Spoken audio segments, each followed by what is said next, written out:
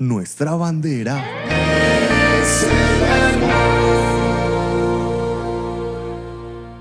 Saludos, amada iglesia. Bienvenidos a nuestro tiempo de Iglesia Cristiana Reunión Familiar.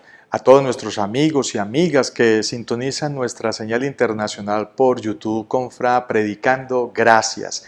Estamos en una entrega sobre la historia de la iglesia en Colombia, la historia de la iglesia protestante en Colombia. Hemos ya comenzado, estamos dividiendo los periodos en periodos de 40 años, básicamente lo que demora una generación. Comenzamos en 1825 y hoy vamos a ver un tercer periodo que va de 1907 a 1947 y lo he denominado las controversias doctrinales, las controversias doctrinales. Y el texto que nos compete en esta oportunidad es: predica la palabra a tiempo y fuera de tiempo, ¿sí? Según de Timoteo 4, 1 al 8, y mire lo que dice la palabra de Dios. Te encarezco delante de Dios y del Señor Jesucristo, que juzgará a los vivos y a los muertos en su manifestación y en su reino, que prediques la palabra, que instes a tiempo y fuera de tiempo, redarguye, reprende, exhorta con toda paciencia y doctrina, porque vendrá tiempos cuando no sufrirá la sana doctrina, sino que teniendo comezón de oír, se amontonarán maestros conforme a sus propias concupiscencias, y apartarán de la verdad el oído y se volverán a las fábulas. Pero tú, sé sobrio en todo, soporta las aflicciones, haz obra de evangelista, cumple tu ministerio, le dice Pablo a Timoteo y a nosotros hoy en día.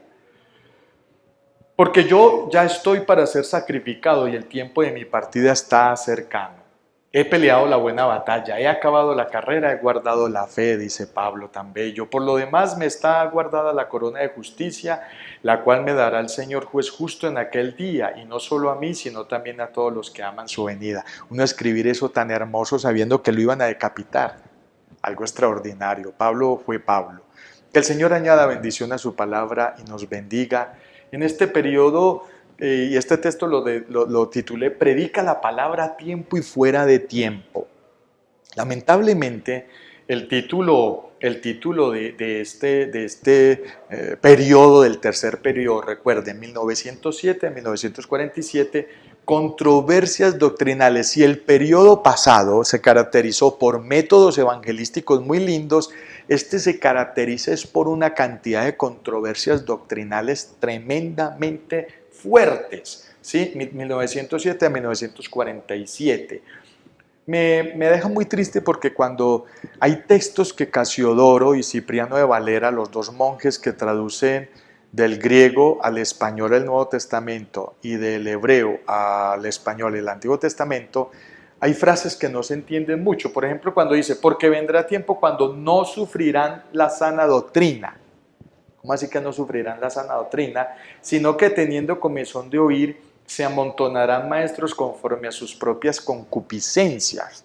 Yo me pierdo ahí, eso no se entiende.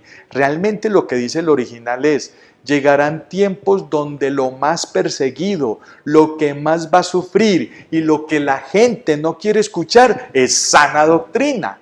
Y van a contratar maestros a su amaño y a su gusto para escuchar la Biblia que les conviene. Eso es lo que está diciendo el texto sagrado en el original. Pues bueno, parece ser que eso fue lo que sucedió en este tercer periodo. Les ubico un poquito en dos elementos históricos, cómo comienza este periodo y cómo termina.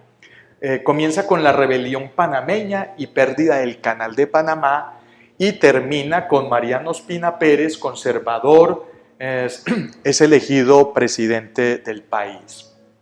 Controversias doctrinales. ¿Qué pasó en estos 40 años? Número 1, algunas características. Los intereses de Estados Unidos políticos se mimetizaron entre los misioneros y perdemos a Panamá y el canal de nuestro territorio, y escuchamos gritos y grafitis como fuera yanquis de Colombia.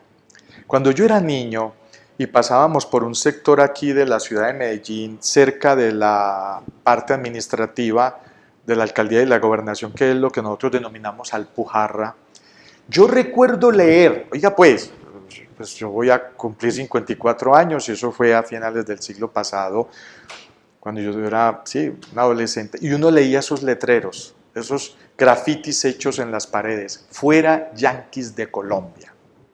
¿Qué pasó?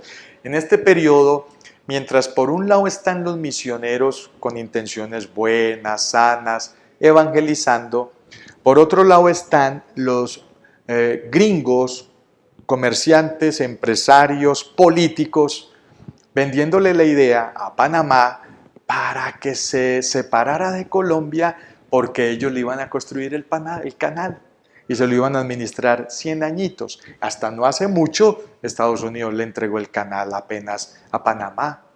Pues esas propuestas, esa calentadita de oído hizo que Panamá se separara de Colombia. Como lo que hicieron los gringos políticos y los misioneros eran gringos, eso lo relacionó el país de que los pastores, el evangelio, los protestantes hicieron que nos quitaran el canal de Panamá. Ay, Dios mío, otra cosa que le cae encima al evangelio en Colombia. O sea, hombre, uno quisiera ser portador de buenas noticias, uno quisiera hablar de cosas mejores en la historia colombiana evangélica, pero miren esto, cuando no es una cosa es la otra. Ahora se pierde parte del territorio precisamente por los gringos, esa doble moral, por un lado evangelizándonos, diciéndonos que Cristo nos ama, y por el otro lado quitándonos una mina de oro que hubiera sido. Entonces imagina a Colombia si no hubiera perdido a Panamá y ese canal lo hubiéramos construido nosotros y lo hubiéramos administrado. Otra cosa canta la historia de este país. Segundo, la tensión entre católicos y evangélicos escala hasta los niveles de una violencia nacional religiosa, poniendo la semilla para la violencia social que vivimos hasta nuestros días. Ahora sí, entre 1907 y 1947 aparecieron conceptos como la chusma, que los protestantes, que los liberales, que los conservadores, y cuentan, cuando uno habla con los que alcanzaron a hablar con bisabuelos, abuelos, con nuestros papás, cómo se mataban entre ellos.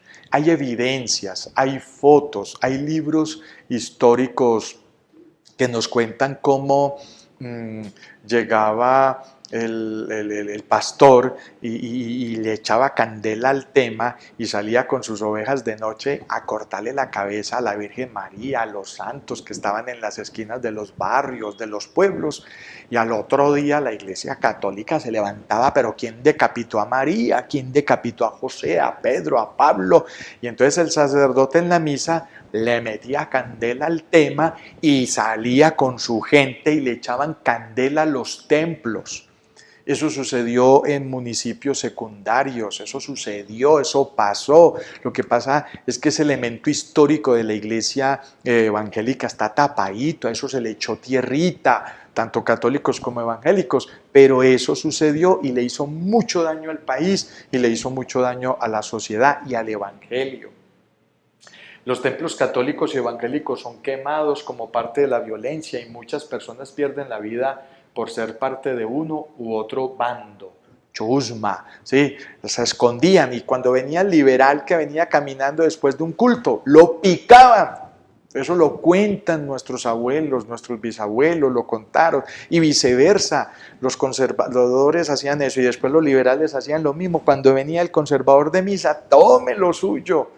Fue algo violento, fue algo triste. Entonces imagínese usted, ¿se acuerdan? El Evangelio llegó en 1825 arriba al Senado con la muerte de Lucas Matthews, cayó al fondo y del fondo no se ha podido recuperar. No se ha podido recuperar. Casi siempre para esta época los evangélicos eran de clase 1-2, máximo 1-2, estratos 1-2, porque ya 3, 4, 5, 6, imposible, me vuelvo loco, no quiero ser protestante, no quiero que me maten, no quiero que me saquen mis hijos del colegio, yo no quiero que me tiren piedra en el camino, una cosa extraordinaria. La preocupación de los ministros evangélicos es muy incipiente, generando doctrinas religiosas, la preparación de los ministros evangélicos es muy incipiente, generando doctrinas religiosas legalistas que hacen mucho daño a la reputación del protestantismo que se rompe en pedazos. Me explico. A Colombia llegan dos grandes corrientes, la carismática trinitaria y unitaria pentecostal, ¿sí? Con fuerte énfasis emocional. Aquí los ministros no se tenían que preparar, que porque todo venía por obra y gracia del Espíritu Santo. Entonces, y fue el que más creció en un contexto de emociones como es Latinoamérica, como es Colombia. Pero al otro lado venía un río más pequeñito que de las iglesias tradicionales conservadoras, ortodoxas, digámoslo así, que de ahí vienen las iglesias wesleyanas, la OMS, la Interamericana, Bautista, Presbiteriana, que sí preparaba a sus ministros, pero el impacto era muy poco sobre el país. Este se manejaba más tipo club, mientras que le decía a todo el mundo bienvenido, pero la educación era mínima, la teología era mínima, la doctrina era mínima, mientras que aquí era la preparación de los ministros, pero los grupos eran muy pequeños. Nadie quería ser evangélico ya que era sinónimo de pobreza, muerte e ignorancia. Estoy hablando de 1907-1947. ¿Qué quiero contarles también? Que, por ejemplo, acá en esta parte del grupo grande trinitario, unitario, carismático, pentecostal, les voy a colocar un ejemplo doctrinal muy complicado. ¿Dónde dice la Biblia que para yo tomar la Santa Cena tengo que estar bautizado? Grande ya, no, ninguna parte, eso es pura autoridad eclesiástica, ¿sí? Y eso ha generado muchos problemas en la fe de las personas, ¿sí? La Biblia no habla de eso. O que las personas digan que para usted salvarse tiene que estar bautizado. Si no está bautizado no se salva. ¿Quién bautizó el ladrón que estaba al lado de Jesús cuando Jesús le dice, hoy estarás conmigo en el paraíso? ¿Quién lo bautizó? Nadie. No faltará el que diga que como estaba lloviendo, Jesús aprovechó y lo bautizó ahí de cruz a cruz. No. Entonces miren que son ejemplos de doctrinas y eso por mencionar uno o dos, pero eso está así.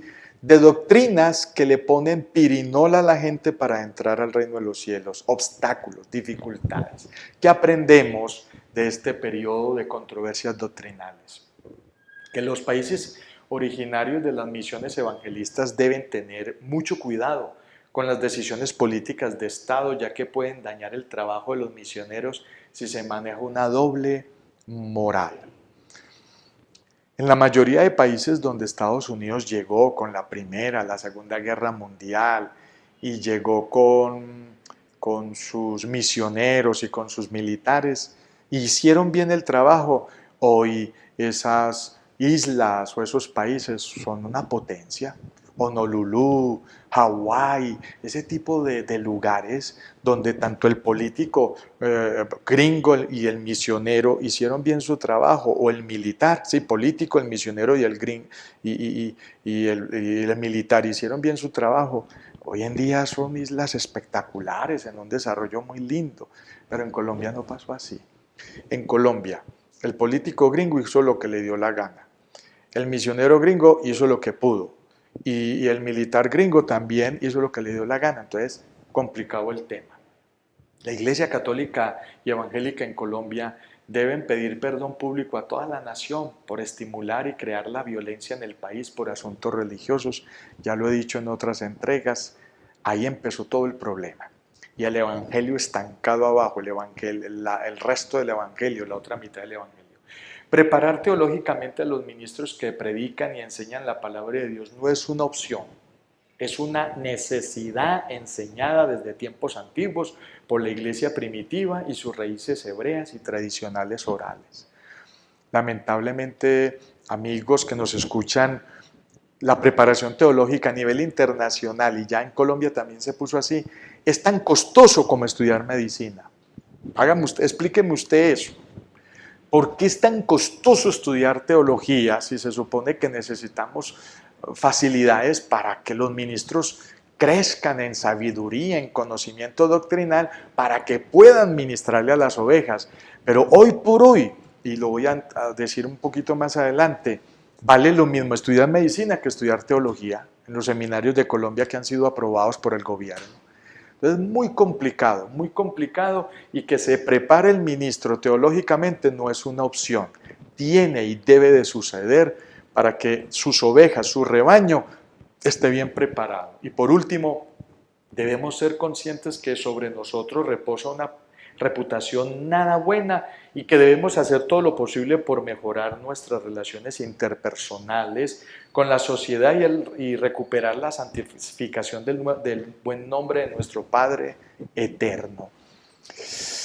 De nosotros depende de que el nombre de Dios esté en buenas manos y hablen bien de Dios, santifiquen el nombre de Dios. O de nosotros depende de que la gente se burle de Dios, se burle de su nombre.